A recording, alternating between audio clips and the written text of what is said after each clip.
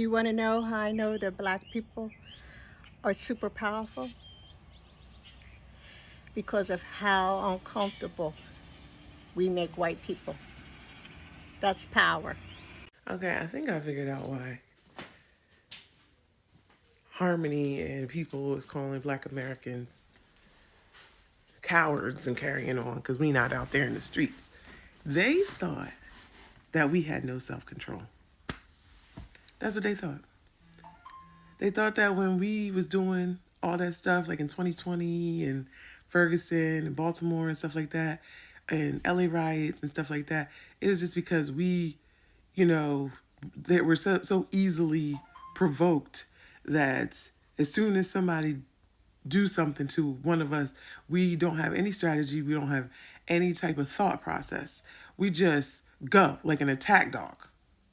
They thought that we had no self control, and us deciding to sit out and being all on one accord and being strategic and not reacting is showing a level of self control that they did not realize that we had. They thought they didn't know about us. They thought that we are messing up their perception of us. They are having a crisis about our identity, about Black Americans' identity. Everybody is. Immigrants are having a crisis about our identity. You know what I mean? White folks is having a crisis about our identity. They thought that they could count on us. They thought they knew us. And they never knew us because they didn't know our motivations. They didn't know what we were doing. They just saw the effects and they heard what the media said and they took it and ran with it. So even the people that was like, oh, we support you, this and that, the other thing, they thought that we were, justified, but they also thought we were uncontrollable, because that's why they'd be like, be peaceful. Be peaceful when you go out there. I know you got to go out there, but do it like this. Like, they think they treat us like we're children, like we are feral, unruly children. And now that we are showing them that we knew what we was doing the whole time, but now that we are showing them now, yeah, we're good. You go ahead and do that. They can't handle it. They can't handle it because it's messing up their what they thought they knew about Black Americans. This whole year has been a mind fuck for them. Between us sitting out, between us delineating, we're really showing them in real time who we are. But we always knew, you know. What they say, if you don't know, now you know. Black people are remaining calm under the pressure that's going on, and I think this is so much frustrating the white supremacists because one thing the white system want to see is black people too getting pressure. All the baits and everything, just to get black people raged, to get black people on the street, to get them complaining, to get them, that has been the life, and that has been feeding the white system. The engines of the systems has been fed with the emotions of black people, and that's why we see on social media a logarithm is paying the rage bait, the AI, deep fake news, and everything's around black people. It's out there just to get black people emotions out. But right now, black people have been staying calm. Black Americans have constructed this something of remaining calm under pressure, and that is what I'm going to talk about. It is something that back then it wasn't happening because back then black people, even if it was a rage, but they were coming out, they were moved emotions because emotions comes because of the trauma that we have gone through for decades, and whenever you see something like that, you get emotional. But black people right now have learned to stay calm, plan, and then make their move. So this one is getting the white America under pressure too, because they don't know what black people are planning. They don't know if the heat has arrived on their doors. They don't know if the cost of living is affecting them. They don't know if revoking DEI, the eyes and everything is affecting them. They don't know that. So it is so hard when you don't move the emotion, someone emotion. It is so hard to plan his next move. It is so hard. I want you to watch these clips a little bit here, and then I'm coming back with more commentary. Child, imagine having a head start and you still losing. But here's the plot twist. You think you winning. My grandma would say, bless their little hearts. 'Cause white supremacy really think it's winning. But baby, they made the people that's gonna beat it. Now stick with me. You ever work out with weights on, put on a weighted vest and ran laps? That's what racism did. Put weights on our backs, weights on our ankles for generations. But you know what happens when you work out with weights or a weighted vest? Oh, y'all know. It makes you stronger, skilled, faster, resilient. Baby, the weights didn't break us. They trained us. Baby, they've been sitting back with a 400-year head start, kicking their legs up, thinking mediocre is a trophy. Meanwhile, we've been in the trenches, baby, getting it out the mud, creating, learning, building. And baby, that's why our excellence is a transferable skill. That's why we keep showing up better, smarter, louder. And baby, this ain't just talk. Look at the wealth gap. That's proof right there. The system is stacked. But despite that, Black entrepreneurship is still growing. Black businesses are still fueling communities, our art, our music, and culture. And the world, baby, they still trying to catch up. Child, they rig the rules, they cheat, they rewrite history, and they still losing. Bless their little hearts. You got Karens and Kens watching everything we do like it's a mystery. It ain't no mystery. It's resilience. It's resistance, love, family, community. That's Black culture. That's Black excellence. So yeah, it looks like we're going to have to keep those vests on for a little longer. 'Cause baby, the race ain't over. But they done messed up. They underestimated us. Big mistake. Black history is the movement. Every day. Happy Black History 365. And I'll see you next time. A world where overt expressions of that were not acceptable. You weren't allowed to generalize on the basis of race because the assumption was each person is an individual. I don't understand when it became okay to generalize about racial groups. I think while some people have the luxury to be raised only being told to look at individual people, it should be no surprise to you that Black people, in particular Black men, have been taught forever that they have to be careful how they behave around white people, that the way they behave will be interpreted differently, that when they misbehave, it'll be punished differently, that if they laugh too loud, if they walk into a nice store. So with all due respect, Tucker, what was true for you has never been true for lots of people. I mean, there are a lot of ways to respond to that. One, on a factual basis, and in truth, in a lot of places in this country, the main threat that African Americans face is not from white people, as you perfectly well know. So I first want to respond to the first comment. I think is while it's true that, of course, people of color face threats from other people of color, it's also true that white people face the overwhelming threat from white people. That is, right. People face threats from who they live beside. So That's I right. find exactly. But I think it's fair to point out that we oughtn't be distasteful and say things like, well, the great threat. It does feed a certain uglier narrative that we don't want. But why does the truth ever feed a, quote, ugly narrative? It is deeply suspicious that people are so quick to say things like the main threat facing African Americans is other African Americans, but you never hear anybody say the main threat facing white people is white people. So you say, for example, I will have to discuss with my boys whether they can truly be friends with white people. History has provided little reason for people of color to trust white people. And the argument I make is, look, in a country where it turns out that when the most vulnerable people of color are under threat, those who they count on are nowhere to be seen. If we have a president who marshals forces of hatred and anger and divisiveness and, frankly, just danger,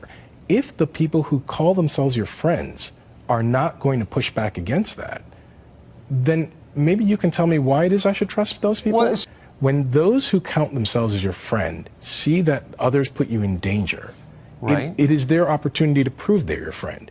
It's fine to be friendly with them, but these are not your friends. We live in a country where we oughtn't pretend that these divides have not consistently been on racial grounds. And we see that over and over and over. That's true. I agree. When black people are in danger from, say, addiction, we get policing. When white people are in danger from addiction, they get rehabilitation. When black people don't have jobs, we get stories about why we're making the wrong choices. When white people don't have jobs, we get a presidential campaign about the So last time I was up here, we was talking about how everybody thought Black American people didn't know what we was doing when we wasn't protesting and coming outside. But we literally are key players in this fucking game. Now that folk are starting to see that there's a reason why Black Americans kept refusing to protest, right? Because we know these people better than they know themselves. We keep telling everybody that, but everybody don't believe us, okay? We know these people better than they know themselves. We keep telling everybody that the playbook is in Black American history. That's the reason why they refuse to teach it to y'all, okay? Because if they were to teach y'all Black American history, they would literally teach y'all the ins and outs of white supremacy. Tactics, manipulation, psychological shit, and all the stuff that leads up to the major things that they do. So, let's hone in on a particular part of Black American history, right? We're going to hone in on the fact that of what ended the Reconstruction era and the various different massacres and even the lynchings, right? The dark stuff that happened. Consistently, what was a precursor to them YT clear folk, the clear showing their goddamn ass was Black people doing well. That's the precursor. Black people doing well and Black people minding their business, right? That's one aspect of it. The second aspect of it is YT people not doing well. Okay? The Reconstruction era literally almost shifted the American economy to Black Americans being in the driver's seat of Black economics, right? Of equity, right? It was a huge wealth transfer that was getting ready to take place because after emancipation, right? Black people knew how to do all the jobs. Okay? YT folk did not have the skills to compete or do any of the jobs. So, and then Black people were buying up land, like plots of land, buying up a lot of plantation owners were selling land to stay afloat and stuff like that, and Black people was buying it. Okay? And so this is what gave rise to those really big Black towns that we talk about, very wealthy Black towns that we talk about, Black Wall Street, et cetera, et cetera. That's what popped all of that off. So massacres really were about, one, kicking Black people back into a place of like poverty, and two, stealing our shit. Okay? Stealing our shit. Taking our houses, taking our land, taking our businesses. They would literally terrorize the Black people into leaving and then move their asses into business and then run the business or change the business into whatever they wanted to change it into because they were not doing well. Okay? If you track it, the Great Depression era, in that time period, whole bunch of terrorizing of Black towns took place. Why? Because YT people were poor. It didn't really bother Black people to be poor because Black people already knew how to get by with really next to nothing. Okay? We gonna make something shake regardless, right? And we also still had wealthy, sustainable towns because our money wasn't actually in the stock market. We don't ever actually put our money in the stock market like that. So the crash really didn't affect us to the way that it affected everybody else. Outside of the super, super rural areas, Black people really struggled in the super, super rural, remote areas. So let's fast forward into today and why Black people knew that these people were going to be trying to come into the white man fight back, because they are literally coded to believe that every problem they have, Black people are the cause of it. Okay? Every problem they have, anything that go wrong in their life, it's a Black person's fault. Okay? Black people are literally their get out of accountability card. Black people are their get out of failure card. Black people are their get out of success card. Lack of success card. Okay? Anytime things do not go the way that they think that it should, the privilege ain't privileging and the supremacy ain't supremacy, they are looking for a way to make Black people the problem. Okay? Black people and we know because Black people was on the other side of fucking town. We talking about people who get in a fight with their white wife, okay, over their white marriage issues, and then go into a Black neighborhood and try to kidnap a Black woman or kidnap a Black man for something. Even if you go into like the lynchings that occurred, my wife said that the Black man was looking at me. No, his wife was literally fucking another white man. And they didn't want to sit up there and deal with that issue. So they went and put it on a Black man and terrorized the Black neighborhood. Okay? Black people have been the scapegoat for white people issues for hundreds of years. This is like epigenetic coded in them. Okay? They don't know how to cope with problems that are created by them. Okay? They don't know how to cope with the shit that they actually fucking cause. Okay? And the fact that black people are refusing to come outside, black people are not giving them an out. That is why we held off. And that's why we chilling. Because we ain't giving them no easy outs. And it is frustrating the fuck out of them. Okay? It is frustrating the fuck out of them. Okay? So they're going to go around and they're going to terrorize like the leftists. Okay? They're going to terrorize the libs. But they can't get at who they really want to get at, which is black American people, because black American people ain't playing ball the way that they want us to, because we studied history. Everybody else didn't. We know our history. We know how these people give it up. Okay? So y'all continue staying on the chessboard. Black people, we up though. We up. And we just watching the things happen. Because when it's time for us to come out, when it's time for us to come outside, baby, they're going to wish we had gone in the house. Welcome back. A number of things is happening in the US right now, and it's like it's rage bait, you know. They're among the biggest things that white system or the white supremacist or the white America are looking, and they're asking themselves, why are black people not reacting? Starting with the ICE, the immigration movement, you know, the protests, the deportation policies, and border security. It is driving heated debates on social media. But I will get black people getting away or sitting away from this. Number one, they said, we warned about this. So whatever is happening right now is the consequences of not listening to black people, of not listening to us. So whatever you go through, unless we find us ways to pass around, but it is tough. Number two, it's about the heat wave that is out there. So you get the system, or the white America is so much frustrated that black people are remaining calm. So they are creating video to talk about how melanin, they need this and everything, but they are not scared. They are not emotionally moved. Okay, they are not emotionally moved by what is going on. When you talk about the social media algorithm and the rage bait, there is an increasing discussion about everything that's coming out here. You just get a arresting video, police bulletin video going viral, but your black people are not being rage baited. They are staying calm, and they judge according to how they want to judge it, but not judging with emotions like back then. They sit down, they think about it, and that's how it is. Now, the cost of living too. Cost of living, inflation, housing affordability, the food prices, it remains frequent flashpoint too. Black people have managed to stay calm. They have managed to stay calm in this situation. The cost of living is high. White Americans are protesting. No King's protest is out there. They want to say, the MAGA supporters are leaving MAGA, but black people are sitting silent, and they are like, we talked about this, you didn't listen. So what do we do? Relax. So what black Americans right now, it's moving them is the support black, support black, support black. That's what is moving them. When black people hear about support black businesses, they talk about it. When they hear about unity, they talk about it. But all these baits that are out here to make sure that black people are coming out, it's not working.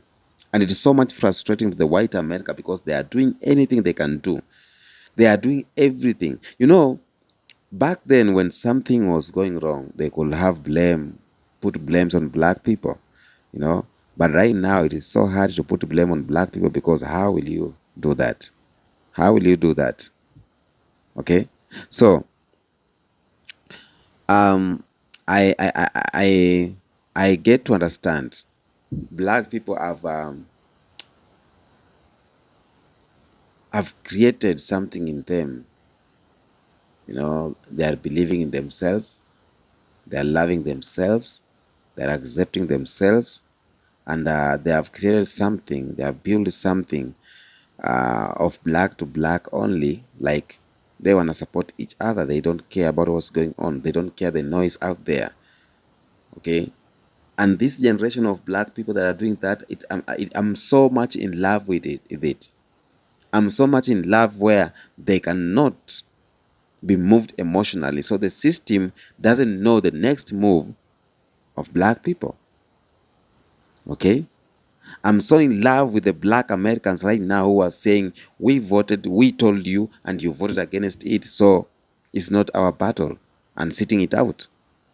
I'm in love with black people who are saying that we are still relaxing in our homes. We are not moving out, we are relaxing. I'm in love with that. I'm in love with black Americans that are saying it's better we build black to black, we build our own community. So black people are building their own community. Black people are getting their own lands. Black people are starting their own businesses, are supporting each other, starting their banks, starting their schools, starting their etc. etc. So black people have decided, you know what, we won't be moved with what you want. We're going to be moved with our own selves. I'm in love with the black people who are saying that, you know what, we need to unite as black people worldwide. So they are not falling in the rage bait discussions. They are not falling in the emotional discussions. Right now, black people are sitting down, and you have come across videos that say black silence, black silence. Yo, black people have decided to go silence. And that is what is frustrating the white America. Because white America thrives on one thing. It thrives on the emotions of black people. When you see black Americans and African fighting on social media, Caribbeans, Haitians, and black American fighting, it's getting a lot of algorithms. So it's being pushed more and more because that is the only agenda they are pushing. When you talk about the agenda of unity, when I talk about unity, when I talk about business building, when I talk about this, it does not get that full much track. It doesn't. Okay? Only few people watch it and then boom, it's being shut down. But I will continue to spread the best information that we have to. Okay? Tell me what you think on the comment section. Until next episode, peace out.